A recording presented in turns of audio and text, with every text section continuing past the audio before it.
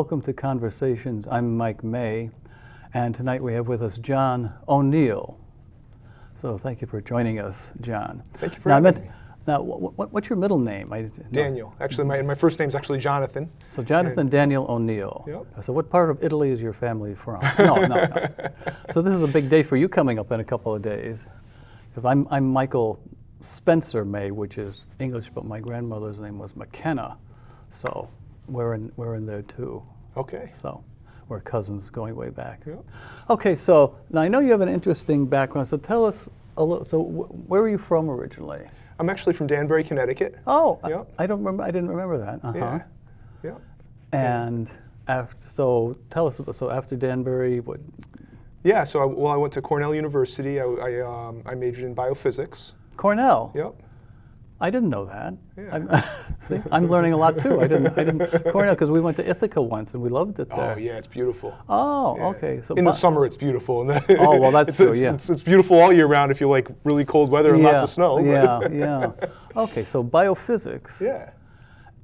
What is biophysics? What is that? Well, it's basically a mixture of biology, chemistry, and physics. Huh. Yeah, I was actually in a make your own major program called the College Scholar Program at Cornell. And so I took a lot of those three subjects, and did my senior thesis on photosynthesis, which is biology, of course. Yeah, how plants make food from light, and but also involves a lot of physics. Physics being part of physics being the study of light. So how light interacts. So one aspect of biophysics would be how light interacts with living things. Huh. Now, what were you hoping to do with that? It's funny. I wanted to. Because there's not in the paper, biophysicists wanted called, Right. Yeah. I thought I would eventually become a professor. I've kind of deviated from that, but to really pursue biophysics as a career, you really have to get a PhD. And I always thought I would go for a PhD, but I never ended up getting one. So I did get a master's degree in chemical engineering here at UConn. Oh, okay. And so right now I'm an engineer, and I've done a few different things in my career. I worked on batteries and fuel cells for a while, and I have 14 patents in that field. And you have patents? Yeah. Under your own name? Well, as an inventor, I would be an inventor or a co-inventor. They're owned by the various companies I was working for at the time. Right. Yeah. Yeah. I didn't know that. Can you tell us what are the things you have a patent on, or is that classified and you'll have to tell me? No. Well, that's the whole meaning of patent. It's just patent. It's patent. It's publicly available. In terms of being able to read it and understand it. So I don't know if I could understand it, but some of them are very kind of detailed, and you really have to kind of be into the specifics of fuel cells and batteries. So what's one of the things you have a patent on? A few of them are on different ways to have what we call flow fields, which are the way that fluids are distributed in something. So for example, in a fuel cell is a device. It's similar to a battery in that it produces electricity, but instead of having solid reactants in the battery that get used up and that you then have to either recharge or throw away, in a fuel cell you can flow gases like hydrogen and oxygen through different parts of the fuel cell, and then you just keep on providing more of those reactants, the hydrogen and the oxygen, to get more electricity. But in order to do that, you have to have a way to distribute the hydrogen and the oxygen within the fuel cell. You don't want them to come in contact with each other. That could lead to an explosion. Oh, you don't want that. But you want them to flow to the right parts of the fuel cell so that you're really using the whole fuel cell. You're not wasting any part of it, and you're not generating too much heat in any spot. So there's a lot of different things to consider. Yeah. And so that was one of the things I worked on in the past was how to do that right. And so as part of a team, not just by myself, but as part of a team, we came up with some different patents on how to adequately distribute the hydrogen, the oxygen, and also the coolant to keep it from overheating. I didn't know that. Yeah. Huh. So now, between Cornell and UConn, what happened? Did you go straight from Cornell to UConn? Well, no, actually. So after Cornell, I worked on batteries for a few years. Then I wanted to try something totally different, and what I did was I joined AmeriCorps, and I was an adult educator. I was teaching English for speakers of other languages. And where was this? This was in Washington, D.C. So you went from Ithaca to Washington, D.C.? Yeah. Well, I was working on batteries back in my hometown of Danbury, and then, then I went down to D.C. Okay. I was a teacher for about 4 years. Oh, that long? Yeah. Oh, neat. Yep. Oh. And in that time, I got married. And once I got married, I kind of had to choose if I wanted to pursue teaching as like a permanent career, or if I wanted to get back into technology. And I decided I wanted to get back into technology, get my master's degree, and do that. So that's when I got into fuel cells. While I was working on fuel cells, I was also getting my master's degree in chemical engineering. And then eventually I kind of transitioned from working on fuel cells to working on space systems. And basically different ways to keep astronauts alive in space and to keep space probes from overheating. And that's what I'm working on now. Oh, really? Yeah. Okay. Now, how do you compare that to teaching? It's very different, but as part of my job, I do get to train other employees, and and so it does involve some teaching, which I really enjoy. I think that both teaching and engineering they both involve creativity. Okay, yeah. So that's another similarity. Now here's a question. The cliche picture of engineer as, the nerds, socially inept, or things like that. Yeah, that's me. That's me. You realize we're on TV? People are going to see this? Sorry. So, you went into teaching, which is something very public. Yeah. And a lot of the teaching I did was with smaller groups. A lot of it was one-on-one. Oh, okay. I did have some larger classes, but it was adult education. So it wasn't like crowd control, Oh, okay. Well, I taught adult ed, so we won't go into that. It was teaching adults who are, at least for the most part, mature or supposed to be mature. A lot of it was teaching, adults from other countries, teaching English, and some of it was teaching GED courses. Yeah. Great. Okay, I want to get back to Washington, D.C. We're going to take a short break, and we'll be right back.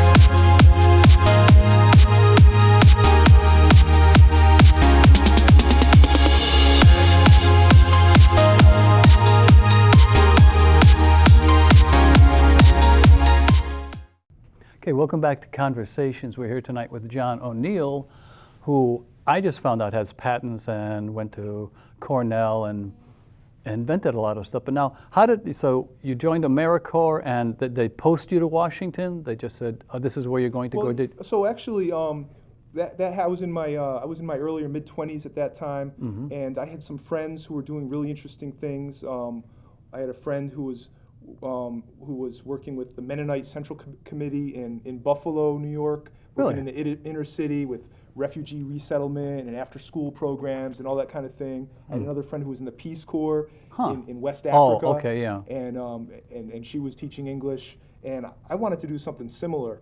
And I really wanted to follow Jesus with my life and do something that would make a difference in other people's lives.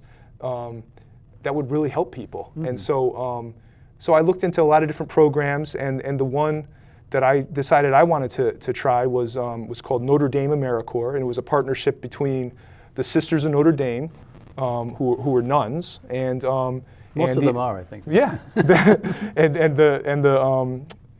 the AmeriCorps program, and so and they had. They had different sites, and the one that I was most interested in was Washington, D.C. Yeah.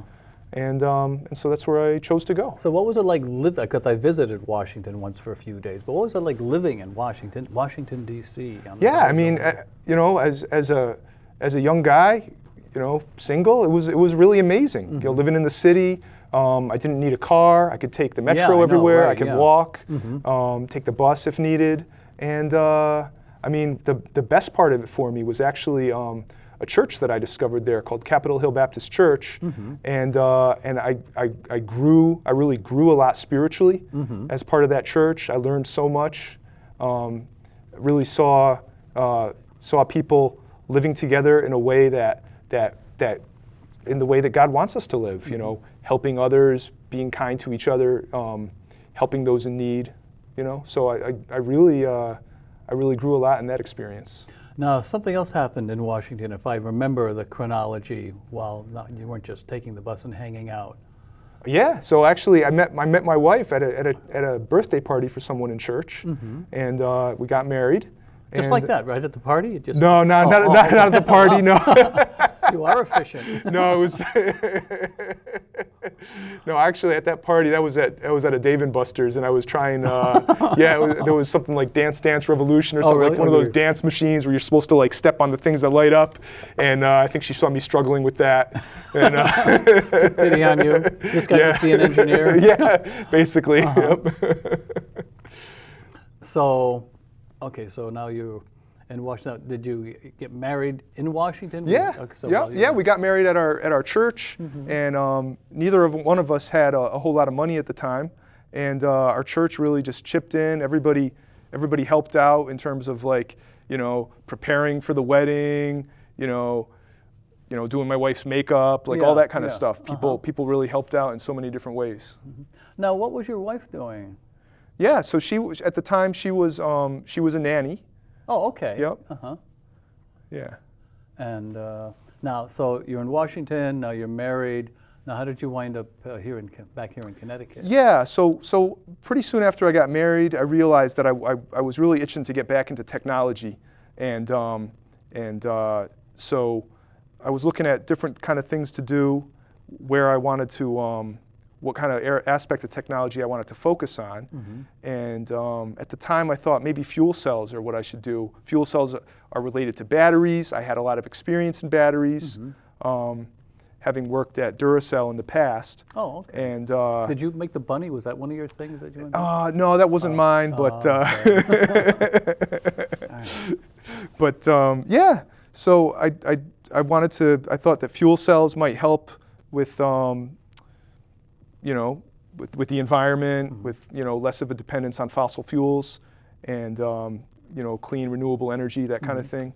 And so I had my former boss from Duracell. I knew that he was working on fuel cells in another company in Connecticut. I contacted him just to kind of say, if I were to want to work on fuel cells, what would you recommend? And he said, come work for us in Connecticut. Oh. And I said, I don't know if I want to move back to Connecticut. He says, we'll pay for grad school. I talked to my wife about it. My wife's like, let's go. Okay. So so they paid for your time at UConn. Yeah. Well, that is an extra added bonus. Yeah. Okay, so you wound up back here in Connecticut. Yep. Gee, when were you at UConn? Because that's where I was there from '90 to '94. Okay. Well, I was at UConn from I would say 2006 to 2010. Yeah. Remind me how old I am, but that's okay. Okay, so you're back here. Okay, sorry. Okay, we're going to get into something else, but we're just going to take another little short break, so stay with us. Action!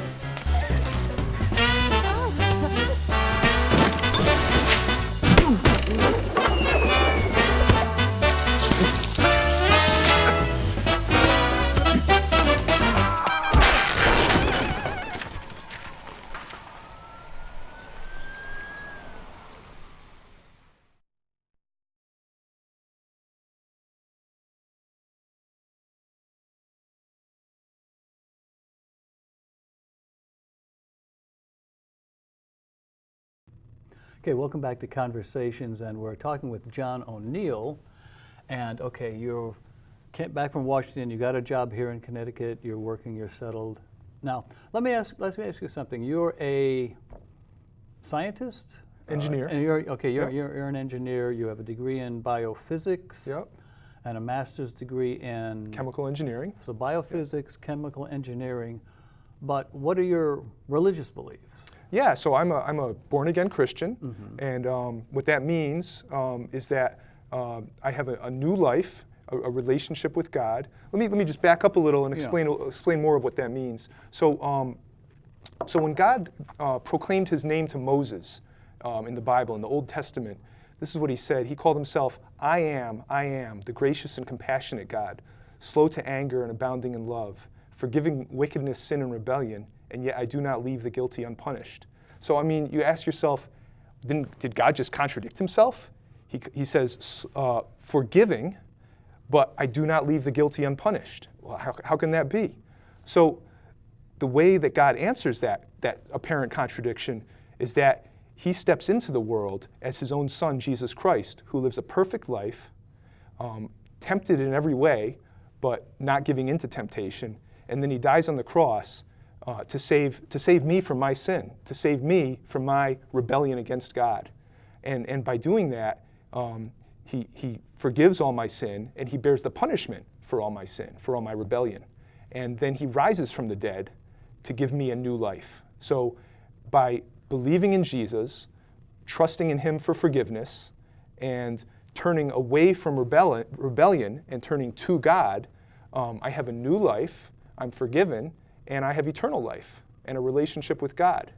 So that's what it means to be a born-again Christian. Now, people might ask, well, wait a minute, this is all stuff that happened thousands of years ago. We don't know where it came from. It sounds like a lot of fairy tales to me. But you would seem like a living contradiction because you have a very intensive science background. You have like biophysics, engineering, and yet you have a faith in what a lot of people might say, well, look, that's fairy tales. Science, hasn't science disproven that? How can someone be an engineer and believe in the Bible? Don't they contradict each other? Yeah, so it's sad that so many people today think that science contradicts faith in God. I think that's the farthest thing from the truth. In fact, the whole idea of science is based on laws of nature. That's what scientists are trying to discover, laws of nature. We engineers are using those laws of nature and applying them to inventing things, to technology, right? So the idea of laws of nature implies that there's a lawgiver. In fact, if you think about science, modern science as a house, before you build a house, you have to clear the land, you have to lay a foundation. So what land had to be cleared? What obstacles were in the way of modern science? I mean, modern science is a relatively new thing, a few hundred years old, right? 400, 500 years when we've really made a lot of scientific progress. For thousands of years, people were just as smart as we are today. You know, they were just like us, but they weren't making a lot of scientific progress. And why is that? Well, I think that's because people believed in so many different gods and goddesses, spirits inhabiting everything in the natural world. And so when people wanted to explain natural phenomenon, they appealed to all these different gods and goddesses. No laws of nature, just a bunch of warring gods and goddesses with their own, I feel like doing this one day and that the next, right? But once Christianity really began to spread and people stopped believing in all these different gods and goddesses and just believed in one supreme God that created the whole universe, the whole world, in an orderly way. And that God governs the world with laws, just like He gives us laws how to live. He also governs the world according to laws. And so once people started to believe that was the foundation that was laid for modern science. Then people started to say, oh, let's go discover those laws. Let's investigate the world and learn more about how it works, this world that God made. Now, does that mean that all scientists believe in God? No, it doesn't mean that. Scientists might be living in the house and building the house that's laid on the foundation of Christianity without even recognizing that foundation. So to me, science and faith in God go together perfectly.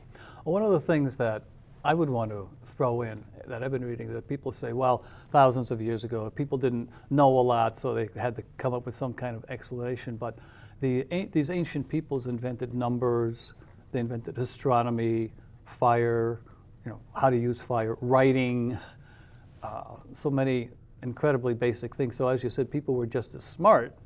They didn't have the technology we have, but what we have is built on their technology. So people were very, very smart. So have you ever run into, as you're working, inventing things, anything that like struck out to say, well, this really grabs me. This is exciting. Yeah, I mean, a lot of the work that I get to do right now is very exciting in terms of coming up with systems and technologies that will help astronauts to stay alive in space, keep space probes from overheating.